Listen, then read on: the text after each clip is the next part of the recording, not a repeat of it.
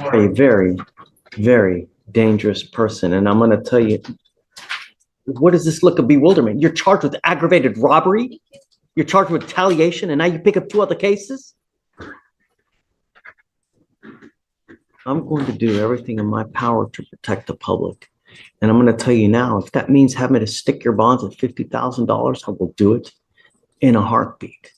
I'm going to put a whole host of conditions on you. I don't know if you're going to get out, but if you do, you violate one small thing, you will be staying with me. Do you understand? No dope, no alcohol, no going to any of the places where you've been charged with theft or any of the other things that you got, no weapons, and I'm putting an ankle monitor and I'm giving you a curfew. I don't want you out in the middle of the night. Your curfew is from 9 p.m. to 6 a.m. Do you understand? Your bonds now are set at around what, 70? Who's representing? Shreya's representative. Yeah, Oh, Josh. no, Josh, he stepped out because it was just coming out to sign the Oh, I condition. can step in. No, I think his bonds are wholly insufficient. His criminal mischief is at 1,000. His theft is at $800. That's just, and he's charged with aggravated robbery and a retaliation. I don't think so. That's like, that's, yeah, I'm going to need, so what we'll do is I'm going to roll him to tomorrow and we'll talk with Josh tomorrow, but I now find that your bonds are wholly insufficient. $800 for aggravated robbery? The judge's face says it all. This is a legal facepalm moment. Bonds are supposed to reflect risk, and this defendant's history reads like a how not to stay out of jail manual. Prosecution's about to drop the find out phase. You're way too dangerous, man. Way too dangerous. You need to wait on the bond conditions then? No, let's have it signed just in case he makes bond now. That way we have it in place. But I'll readdress the bond tomorrow. Perception is reality. So you're wanted out of Kern, California for willful cruelty to a child. Are you waiving formal extradition, sir? Yes, sir. Okay, so what that means is we give the demanding jurisdiction here, California, 2 weeks to come pick you up. And if they fail to come pick you up within that time, we will release you. Yes, sir. You know that California is ready to come get him, Amy? Oh, yes. Okay. All right. Good luck. Thank you, sir. All right. Thank you, Judge. So let me get this right, Josh. He was out on bond for the aggravated robbery. He was out on bond on the other case, on the retaliation, and then he picked up these 2 new cases, right? Is that right? Let me check that.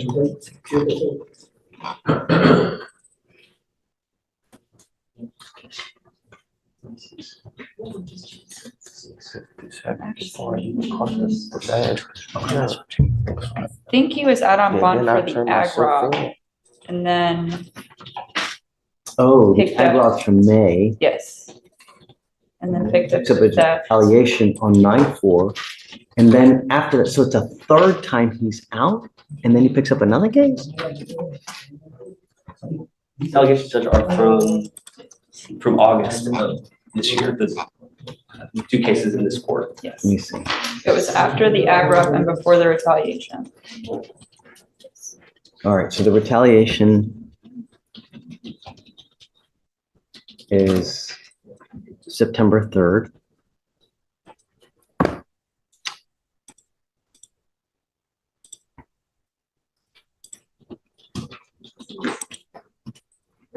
Mischief is August 28th.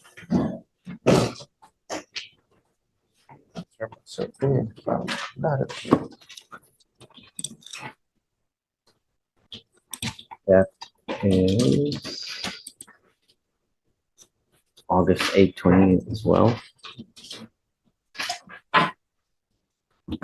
As soon as I found out I had the warrant, I got myself there.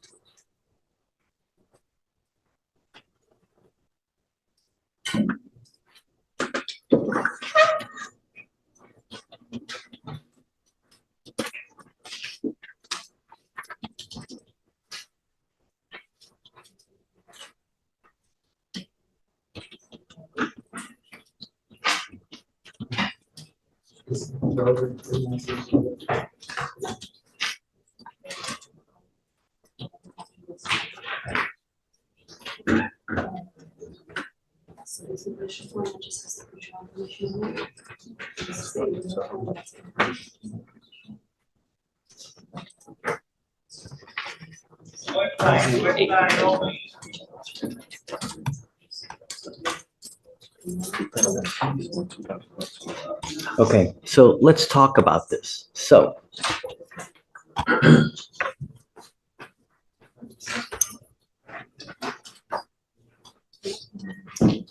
officers get a call that a robbery has occurred.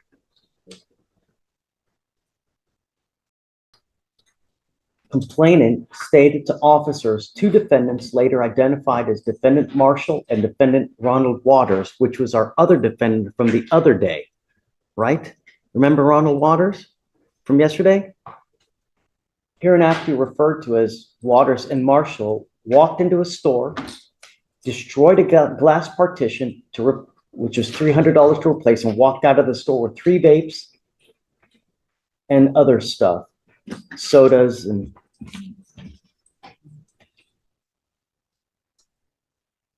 complainant stated both defendants walked in at the same time.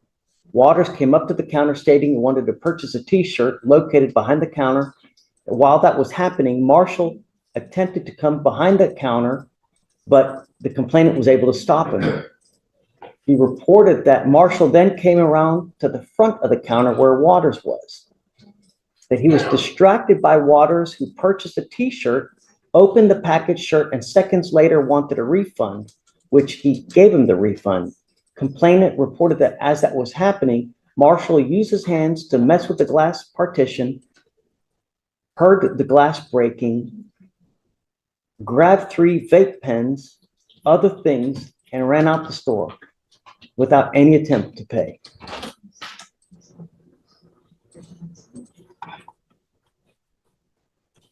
Complainant states that he knows both defendants by sight and can identify them from priors.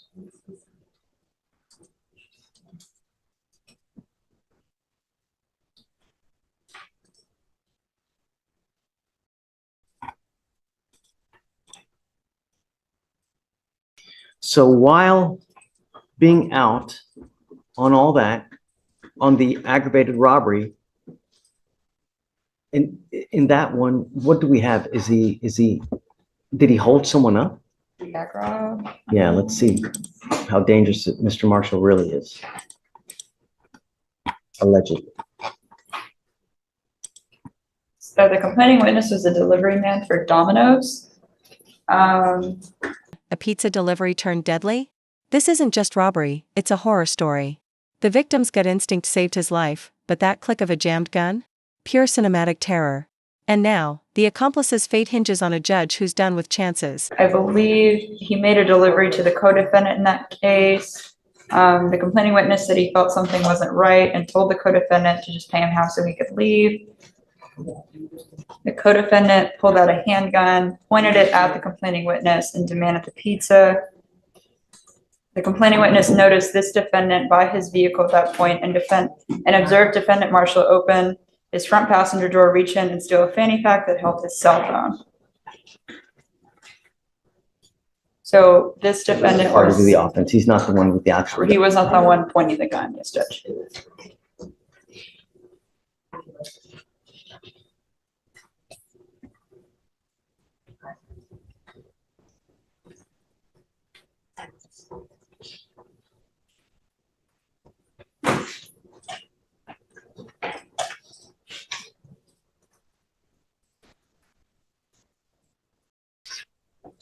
The complainant began to feel that something was not right and offered to accept half the amount due for the pizza just so that he could leave the location. White then pulled out a firearm, pointed at the complainant, and demanded the pizza. White told complainant that he had 5 seconds to give him everything he had and began to count out loud. Do you know how scary that is to have someone hold a gun at you? Tell them you have 5 seconds to give them everything or else. That is really terrifying and can cause people to have nightmares, all kinds of psychological issues.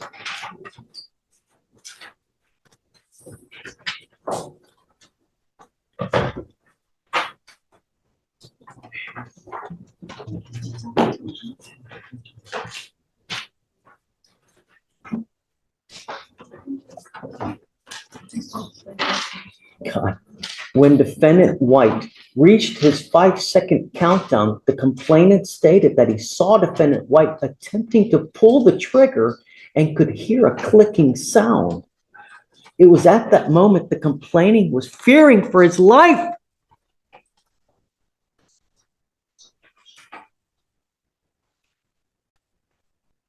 He attempted to push defendant White's pistol away from his face and was able to retrieve his own firearm, namely a pistol.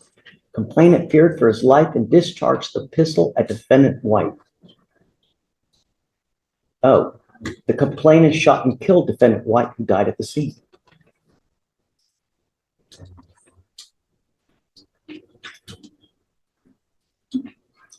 Complainant stated the defendant Marshall ran off with his property and the complainant drove to a safe location before calling the police.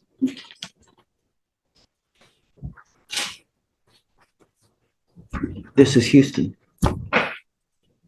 I will do everything in my power to protect our city. And I want you to understand that. And that person is now gone.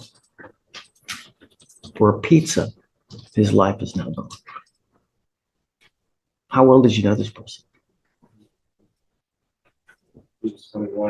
How well did you, was he a good friend of yours?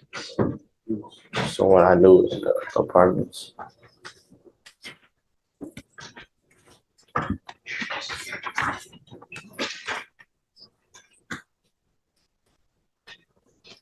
I'm going to make each of your bonds $3,500, Mr. Marshall. I want you to understand that if you are able to make bond, I'm putting a whole host of conditions on you. I will understand. Don't be a danger to our city. You have but one life. Stop. You have but one life. You know, when it's gone forever. And it's so very, very short. So heed the advice, because I'm not giving you any more warnings. Do you understand? Okay. Thanks, Steve. Thanks, Steve.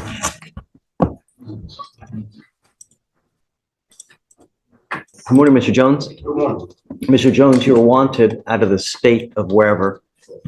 Probably denial, I don't know. But I have you here now because your lawyer is asking me to set you a bond. Yes, sir.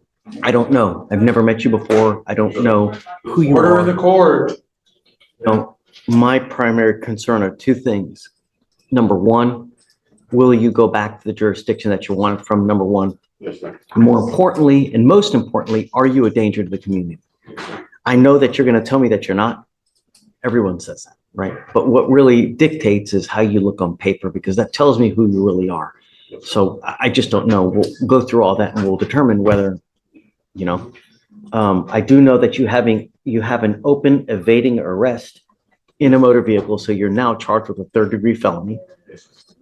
And so, all right, Amy, tell me about it. Yeah, he's wanted from St. Lucie County in Florida. Florida. Oh, Yeah. ouch. But he's wanted for a violation of probation for grand theft of a motor vehicle. We're asking for no bond at this time. For one thing, he picked up this evading of a motor vehicle while on that probation. He has, Is this a stolen car too? Allegedly. I don't think he was charged with that, Judge, so I would say. Yeah, I mean, a prohibited vehicle on the toll. but we had an earlier case today, same thing, in a stolen car, right? Allegedly, and they didn't charge him with the UUV, but they Really? could have. Okay. So it's intake, I don't know, just these days, it's, I'm seeing prohibited vehicle on the toll. That's all. so it is a prohibited vehicle? On the toll. So I don't know, a but prohibited vehicle could be a vehicle that yeah, it's has very, outstanding very vague. balance. Exactly right. Um, Or no tags or. What other kind of criminal history he got? Yeah, he has an obscene number of fraud and forgery charges out of Florida and Georgia. How many? 22 pages worth. 22 pages worth of criminal history? Yes, he also has Whoa, several failure to appears out of Florida. He was arrested in May 3rd of 2023 for a probation violation in Florida. Of course, this probation violation is for 3 different violations for failure to report and then changing address without permission, I think. 22 pages of priors. Well, I would say this, Judge, sometimes the one case can take up to 2 pages sometimes, so Even by that theory. even, I get you. He also has misdemeanor and felony willful obstruction of law enforcement officers out of Georgia. I'm surprised you even got probation. You know, I mean, really, it's you know, All the charges were trickled down to 2 counts. So there was, all those charges are the exact same charge, and they dropped it to, 22 pages worth of the exact same charge. it was 19 charges. And they brought it down to 2. They was basically 2 charges, 2 different kind of charges, but 9 charges of each. So It happened that would garner 19 charges. That's usually something where you have like a mass event, like a shooting or like, no, it wasn't nothing like that. The probation violation's original charge, which was a grand theft of a motor vehicle, he obtained that motor vehicle by, like false Buying it. pretenses or something. yeah, he tried to buy it with a false pay stub for a false company. Judge, if I may, Sure. Judge, I'm not asking for a PR bond. I'm asking for, even if you consider a bond, a high bond amount that would allow him to go turn himself in. He would have skin in the game. It's a monetary sum that would ensure that he goes and turns himself in. He hasn't messed up in your court before. Seen. I'm sorry. And so it would allow him to at least go present himself while also understanding the risk of losing a big deal of money. So I'd say that Whose money? Not his money. What kind of money you got? No doubt. Doing what? No detail right now. I'd like to afford him the opportunity to post that bond, Uh, if you entertain. well, the it. first thing I'd need to know is out of the 22 pages, what are all those, I'd like a list of like every single charge that he's ever had. Okay. I'd like to know the disposition of those charges Okay. because, you know, the problem is, Mr. Jones, is that when you have too much baggage, the more baggage you have, the higher of a flight risk you are, because you know that at some point you're going to have to answer to those charges and you're going to try to, But I answered to all those charges. well, I don't know that. I know you're telling me that, I but understand, but those, I handled that. That was my first real case, and I handled it. yeah, I mean, And I some mean- of those with like the FTA and stuff, I turned myself in. It was misunderstandings with court dates and stuff like that. And it will show where I turned myself in like multiple times. in this case here, you're trying to evade capture here. I mean,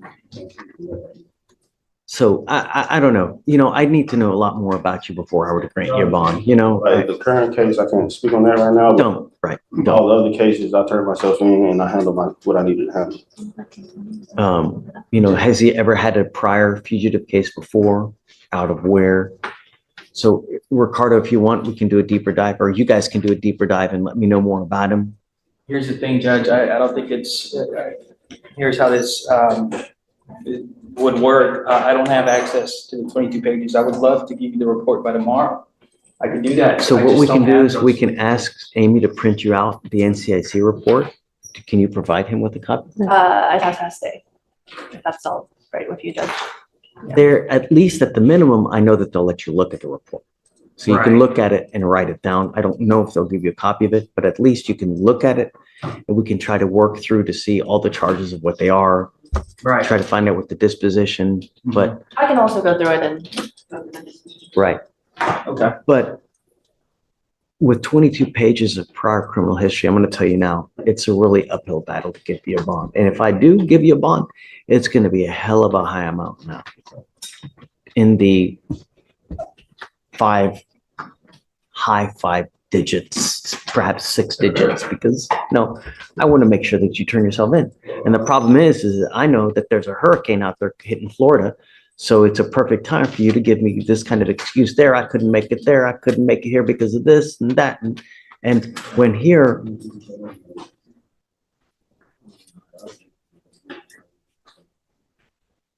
not a Okay, problem. okay, I'll explain to him his options, Judge. We'll go over where we're at and, I'll see how he wants to proceed. Okay, but I'm gonna tell you now, if I were to give you a bond, it's gonna be in the high 5 digits.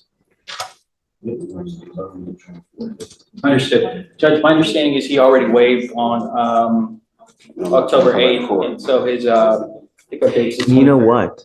And I'm gonna tell you now, we have at least 3 other people here from Florida. And I think it's Miami-Dade, right? Wasn't it Miami-Dade that we have? Yes, this one is St. Lucie County. How far is that from Miami-Dade? 2 hours.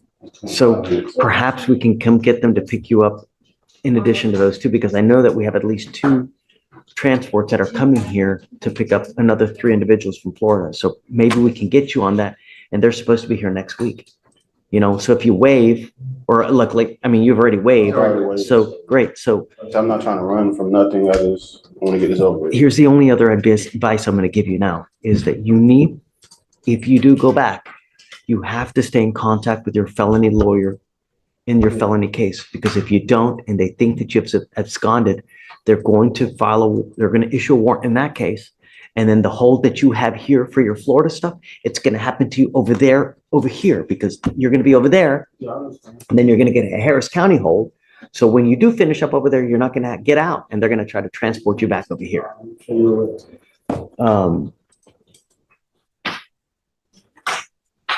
That is Eileen Bogart is your lawyer over there. So just stay in touch with her to let her know what's going on, and that way they don't revoke you. Okay? Thank you, Judge. Of course. I'll talk to my client. Thanks. Can you let Day know that perhaps we can get them on the train transport? Good morning, Mr. Houlihan. More. How's jail? Sucks. Good. Wonderful. Definitely, don't ever want to come back here. The worse of an experience you have, the higher likelihood you have of truly listening and realizing that we mean business, because that's what we do. When we when we tell you not to do something, it's not for shits and giggles, it's for the real deal, and you're not supposed to. And when you do, there are serious consequences. And coming in here and tell me it's NyQuil or this, I don't care. No alcohol means no alcohol from any source.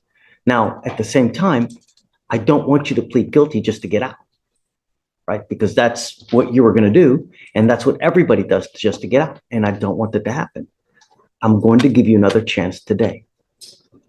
I'm going to put a monitor on your ankle so that I know that you're not consuming alcohol. And I'm going to tell you now, I will never play this game again with you. Yes, sir. So the next time you consume alcohol, and I don't care what source it is, and you've got your mom here to know, whatever it is, I don't care if it's the tequila lollipop, hair dye, you had dinner with Mother Teresa, whatever.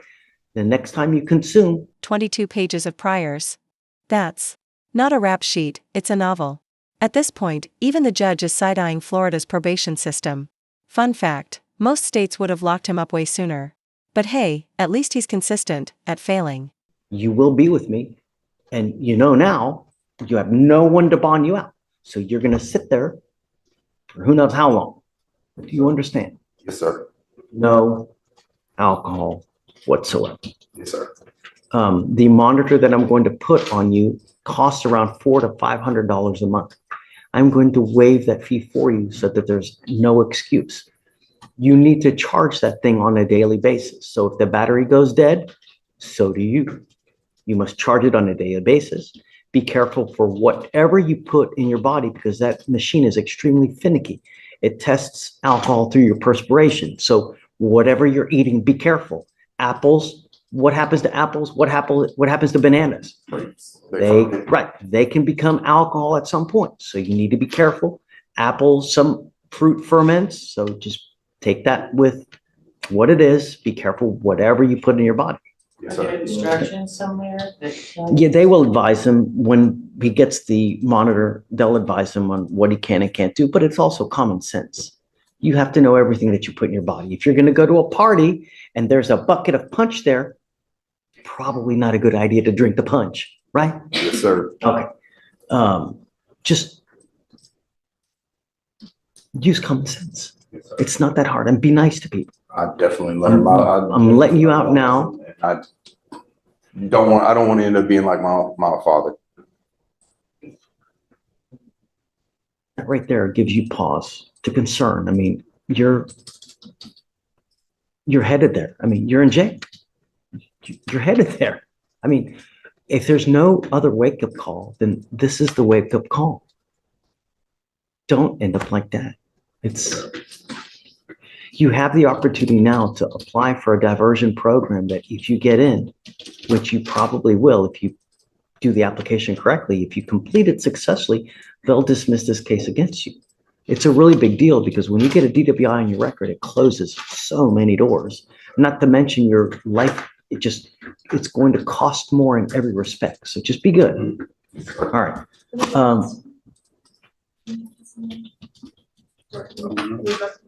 Yeah, drug testing as well. You're going to be tested 40 days from today. If you find weed in your system in 40 days, that tells me that you've continued to smoke weed.